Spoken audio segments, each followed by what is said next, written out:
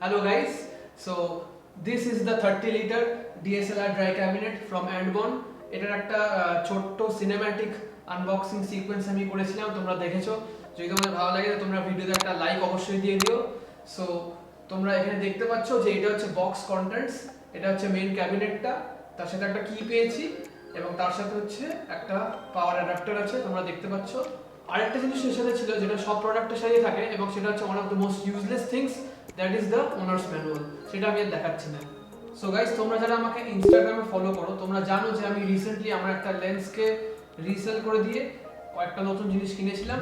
তার মধ্যে যে মোস্ট ইম্পর্টেন্ট জিনিস যেটা কিনেছিলাম সেটা হচ্ছে একটা ড্রাই ক্যাবিনেট। এবার ড্রাই ক্যাবিনেট কেন কিনেছি সেটা তোমরা জিজ্ঞেস করছো তো।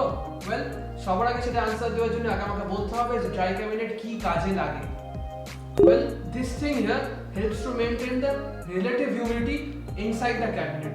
এর ভেতরে যে রিলেটিভ হিউমিডিটি যে পার্সেন্টেজটা থাকবে সেটা একটা কনস্ট্যান্ট রাখার জন্য সে হচ্ছে এই টাইপের জিনিসটা বানানো হয়েছে। এবার রিলেটিভ হিউমিডিটির গল্পটা কোথা থেকে আসছে সেটাও জেনে নেওয়া যাক। গাইস, তোমরা জানো যে ওয়েস্ট বেঙ্গল আর ইন্ডিয়ার ম্যাক্সিমাম পার্টই খুব হট অ্যান্ড হিউমিড হয়। এবার হট অ্যান্ড হিউমিড হওয়ার জন্য কি হয় যে রিলেটিভ হিউমিডিটি পার্সেন্টেজটা বেশি থাকে, অ্যাবাভ 80% থাকে। তার জন্য কি হয় যে তোমার ক্যামেরার যে biggest enemy that is fungus, সেইটা তোমার লেন্স এবং ক্যামেরা বডিকে অ্যাটাক করতে পারে। That is a very serious problem for your camera. So basically guys, এটা কি করছে, একটা কনস্ট্যান্ট রিলেটিভ হিউমিডিটি পার্সেন্টেজ যেটা হচ্ছে ডিএসএলআর এবং লেন্সের জন্য সাজেস্ট করা হচ্ছে বিটুইন 40 to 50%। এই যে রিলেটিভ হিউমিডিটি পার্সেন্টেজটা আছে, this is not sufficient for sustaining life. সুতরাং এই রিলেটিভ হিউমিডিটি পার্সেন্টেজের মধ্যে কোনো অর্গানিজম বেঁচে থাকতে পারে না।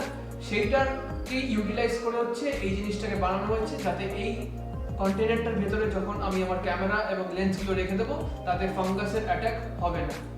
সো গাইস, তোমরা তো এটা বাইরে থেকে দেখে নিলে এবং ওই সিকোয়েন্সটা তো তোমরা মোটামুটি দেখেই নিয়েছো এটা বাইরে থেকে কেমন।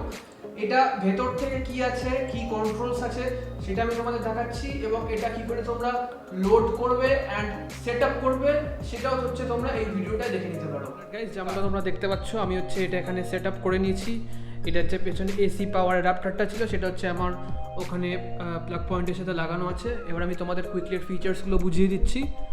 তোমরা এখানটা দেখতে পাচ্ছ, এখানে একটা পার্সেন্টেজের সাইন দেওয়া আছে এবং তার সাইডে হচ্ছে টেম্পারেচারটা দেওয়া আছে। তো তোমরা এখানটা দেখে নাও, এখন কারেন্টলি রিলেটিভ হিউমিডিটি 57%-এ আছে। গাইস, তোমরা প্লিজ ব্যাকগ্রাউন্ডে যা দেখতে পাচ্ছ সেটা নিয়ে কমেন্ট করতে চলে এসো না। ব্যাকগ্রাউন্ডে একটু ডার্টি আছে আমি জানি, তোমরা মেন প্রোডাক্টের ওপর প্লিজ ফোকাস করো। তো যেমনটা তোমরা দেখতে পাচ্ছ এই জায়গাটা দেখিলাম, এখন টেম্পারেচার 25.3 আছে এবং আরএইচ হচ্ছে 57% আছে এটার ভেতরে। নেক্সট আমি যদি এটা খুলি তার আগে দেখিয়ে দিই যেখানে একটা লক সিস্টেম আছে। নাও ইট ইজ লকড, দেখতে পাচ্ছ। এবার আমি লকটাকে খুলে দিচ্ছি। এটা হচ্ছে নর্মাল যে ফ্রিজের ডোরস আছে তেমনই আছে, একদম একটা রাবার প্যাডিংয়ের মতো আছে এখানে লক সিস্টেমটা। এইখানে হচ্ছে তোমাদের হচ্ছে আসল জিনিসটা দেখো, এই জায়গাটা একটা ট্রে আছে, ট্রের মধ্যে এরকম ফোমটা শেপ করা আছে, কারণ তোমরা হচ্ছে এখানে তোমাদের যে লেন্সগুলো আছে সেগুলো হচ্ছে ব্যালেন্স করে রাখতে পারো। একটা ট্রে দিয়েছে, এটা ডিট্যাচেবল, তোলাও যায়, আমি তুলছি না। এবং তলায় একটা ফ্ল্যাট ফোম দিয়েছে যেখানে হচ্ছে তোমার বডিজগুলো আছে, যে ক্যামেরা বডিজগুলো আছে সেগুলো তোমরা এখানে রাখতে পারো, বা অন্য যদি তোমাদের আরও কোনো অ্যাক্সেসরিজ থেকে থাকে সেগুলো তোমরা এই জায়গাটা রাখতে পারো। সো গাইস, এবার আমি তোমাদের মেন কন্ট্রোল প্যানেলটা দেখাচ্ছি, তোমরা একটু কষ্ট করে দেখে নাও। এই যে দেখে নাও ভেতরে যে কন্ট্রোল প্যানেলটা দেখতে পাচ্ছ ওটার মধ্যে ABCDE 5টা হচ্ছে তোমরা লেটার্স মার্ক করা আছে দেখতে পাচ্ছ, এবং তাদের মধ্যে যে নবটা আছে, তোমরা যদি ডিএসএলআর স্টোর করো, ডিএসএলআর এর লেন্স সবসময় C আর D এর মধ্যে রাখবে। C আর D corresponds to 40 to 50% relative humidity. 40 to 50% relative humidity is the specified humidity for DSLRs. তোমরা যদি এই টাইপের জিনিসগুলো রাখো তো তোমরা সবসময় 40 to 50%-এর মধ্যে রেখো, সেই অনুযায়ী হচ্ছে এই ড্রাই ক্যাবিনেটটা তোমার আরএইচটাকে মেনটেন করে দেবে। অলরাইট গাইস, এবার আমি তোমাদের দেখাবো কি করে হচ্ছে তোমরা এটা লোড করতে পারবে জিনিসগুলো।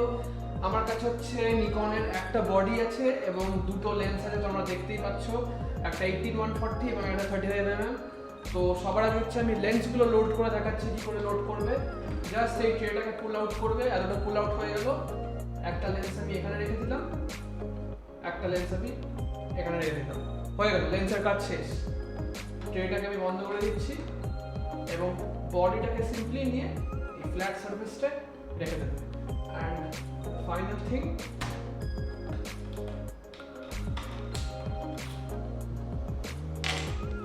it's as simple as that. So guys, that was a small video about this DSLR dry cabinet. আশা করি তোমরা এখান থেকে এই ভিডিওটা থেকে সব ইনফরমেশন পেয়ে গেছো। যদি পেয়ে গিয়ে থাকো তাহলে তোমরা জানো যে ভিডিওটার তলায় একটা জিনিস একটু করে দিলে আমার একটু হেল্প হয়, আমি জানি তোমরা করে দেবে। So I will catch you in the next video. Till then, bye.